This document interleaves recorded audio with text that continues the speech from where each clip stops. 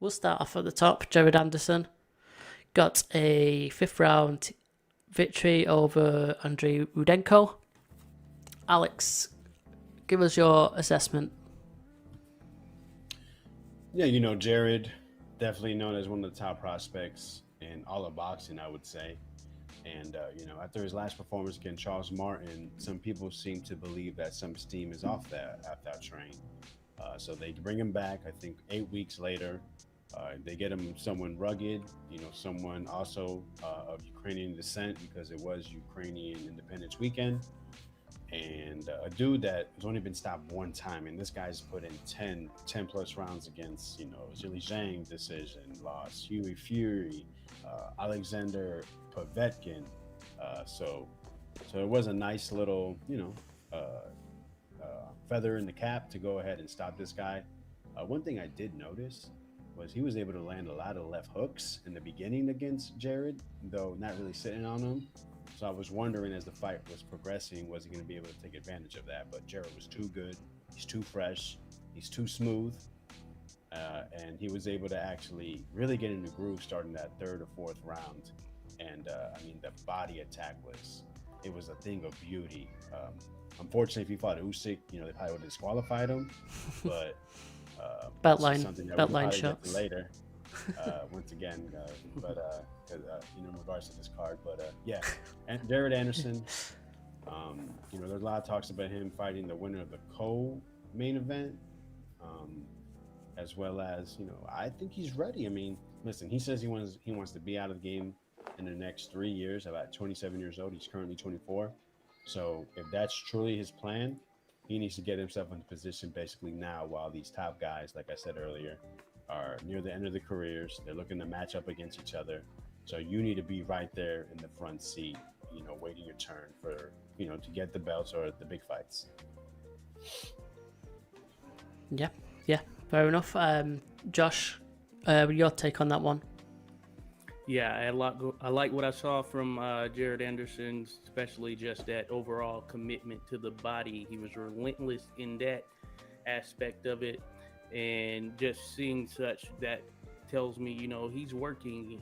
He's been in the lab. He's been studying. He's been working to get better, and I feel that he's gotten better pretty much on each front. As far as what I've seen, a lot of people had a lot to say about the Charles Martin contest, as Alex mentioned. But that being said, Jared did what he had to do in that contest. It wasn't as though he lost a ton of rounds or anything of that nature. He pretty much controlled the majority of the fight. And I think the sky's the limit for him. It's always interesting. It's good to have a plan. There have been many boxers who wanted to get out at a particular age, and some of them retire, but it's short-lived. Time will tell if that's the case for him. But while he's having fun and he's really learning or continuing to grow, then I'd say, yeah, take advantage of it. Just as Alex mentioned there, I think that's how he's looking. Yeah, he's certainly just on that fast track towards the top.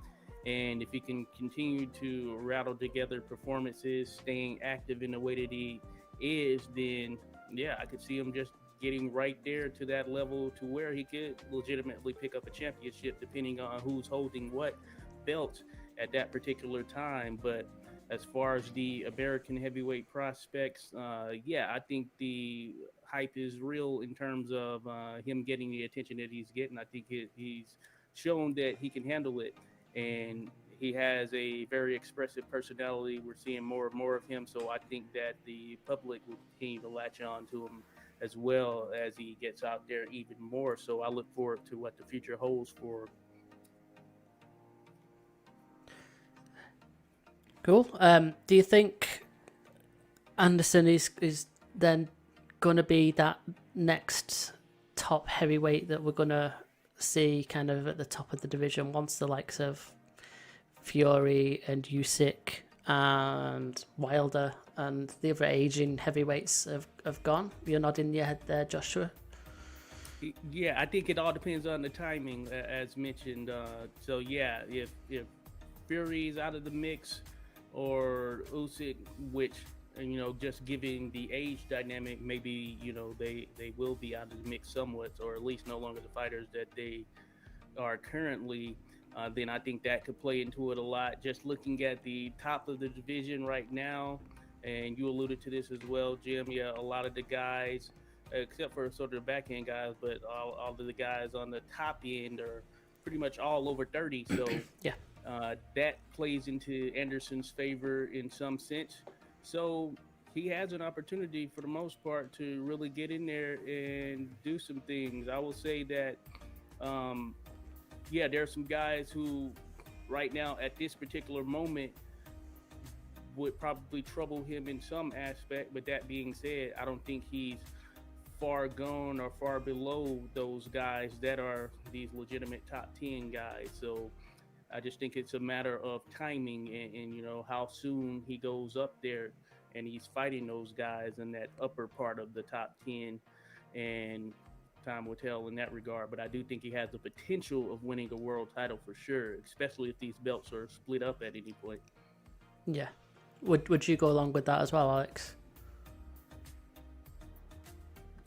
Yeah, most definitely. He's ranked highly in I think at least 3 of the 4 sanctioned bodies. These dudes are looking to above him, are looking to cash out. So, I mean, we talked about it earlier, right? Daniel Dubois, 25 years old. Usyk went up to him and said, "Hey, listen, man, you're not done. Like, you're young, bro. You're right there. Like, keep your head up." And we all know the UK loves their boxing as well as their heavyweight boxing.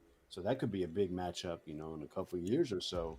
And you look at other names there, Bacoli. I mean, he's 30 years old. I'm not sure Joseph Parker is going to stay around, but there's always going to be fights for heavyweights, right? They always say that heavyweight fighters, they say they retired. All of a sudden, people are always seemingly willing to pay for heavyweight fighting. So heavyweight matchups. I'm sorry. So yeah, I mean, Jared Anderson is. Oh my God, sorry about that. I think Jared Anderson is definitely seen as probably the most talented. Mm-hmm. However, I believe he needs more seasoning. He thinks like I said, he has a date or a age of when he wants to be done. So man, come on, let's put this thing in 5th gear and get it on the track. What is that he said? Does he want to retire by 30 or something? 27. 27, not even better. Yeah, okay. He said he fights for money. Well, okay. Well, nothing wrong with that. So he's got 4 years to go. Just looking at these rankings on BoxRec, which they are what they are, but they at least tell us who's around the top of the division. Yeah, they look crazy.